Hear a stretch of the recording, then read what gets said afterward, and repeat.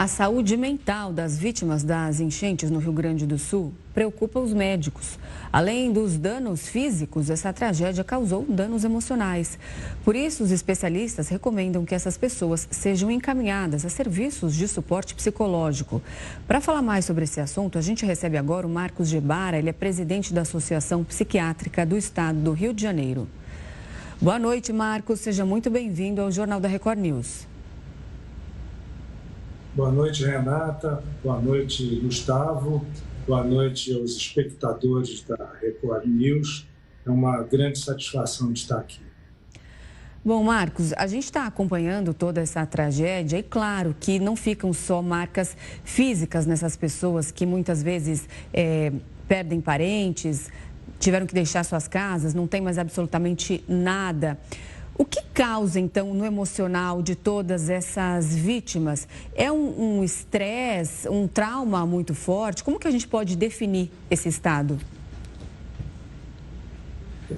Primeiramente, antes de falar, eu queria prestar solidariedade ao povo gaúcho e dizer que eu tenho familiares lá e estou muito preocupado com eles. Tenho tido notícias bastante esporádicas, né?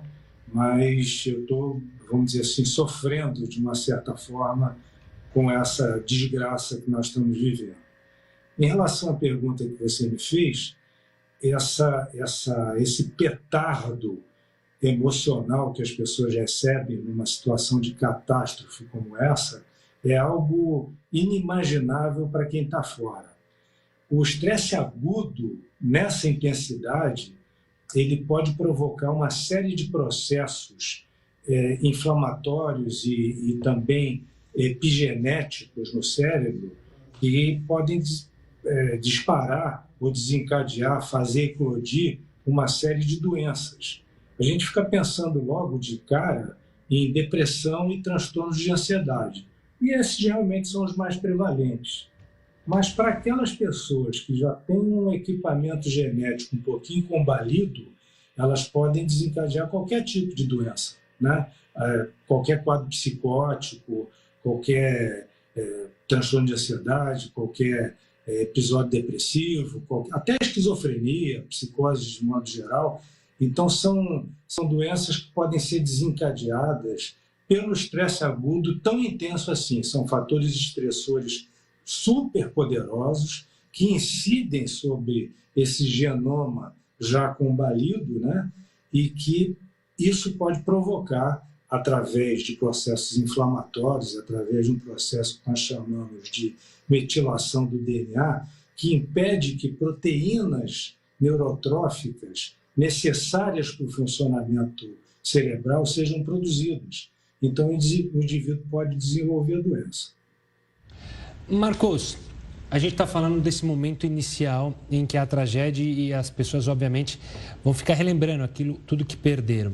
Eu lhe pergunto também se no pós, ou seja, quando a água começar a baixar, que você vê as coisas e tenta pensar em dar o passo adiante, ou seja, se recuperar, o quanto a falta de ações de ajuda, por exemplo, do Estado, do governo, em ajudar no financiamento, porque essa é uma preocupação de todos nós brasileiros, sejam aqueles que têm muito ou aqueles que têm pouco, sempre a preocupação com dinheiro para amanhã, para os filhos. O quanto a falta de ajuda, de dar soluções para essas pessoas, também pode agravar ainda mais o quadro de depressão e até de desespero com o amanhã.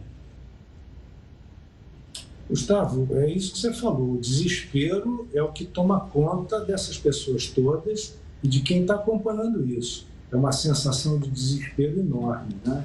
Quando você recebe algum amparo, quando você recebe alguma ajuda, você vê que tem gente mobilizada para te ajudar, que se preocupa com você, isso, de uma certa forma, é um bom alento.